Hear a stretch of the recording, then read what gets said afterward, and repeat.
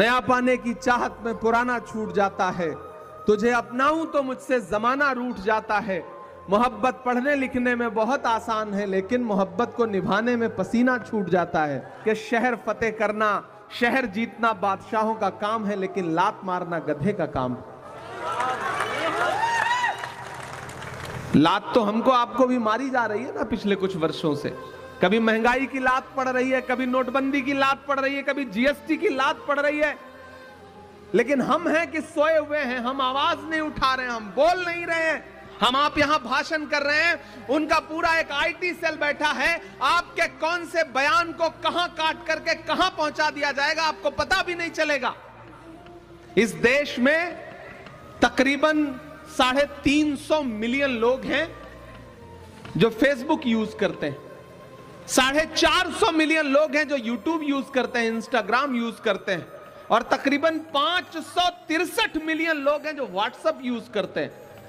हमको आपको पता ही नहीं है कि सोशल मीडिया का कैसा दुरुपयोग करके आपके खिलाफ प्रोपेगेंडा चलाया जा रहा है, और हम अपनी दुनिया में मगन होकर के हमें लगता है कि नहीं, संविधान भी सुरक्षित है, लोकतंत्र भी सुरक्षित है, देश भी सुरक्षित है।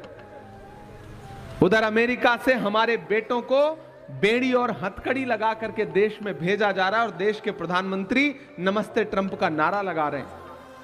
हालात वैसे नहीं है जैसा आप समझते हैं। राहुल गांधी जी अपने भाषणों में हमेशा एक बात कहते हैं कि जब जेब कतरे को आपकी जेब काटनी होती है तो पहले आपका ध्यान भटकाता है और फिर आपकी जेब काट लेता है। इसी तरह इस सरकार ने किया है।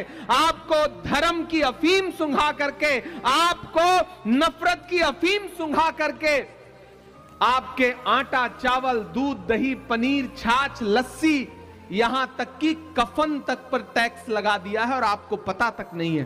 किसी ने कहा है कि शेर जब तक अपनी कहानियां लिखना खुद नहीं सीखेंगे, तब तक शिकारी अपनी कहानियों में खुद को महान बताते रहेंगे।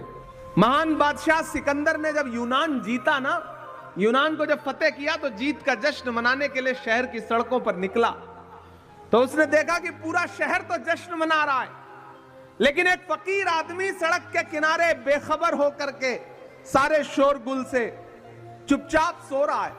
सिकंदर को गुस्सा आया, सिकंदर अपने घोड़े से उतर के उस सोते हुए फकीर के पास गया और गुस्से में उसे जोर की एक लात मारी, और लात मार के कहा कि क्यों रे फकीर, मैंने शहर जीत लिया, यूनान फतेह कर लिया, लोग मेरे साथ जश्न मना रहे हैं और तू सो रहा है।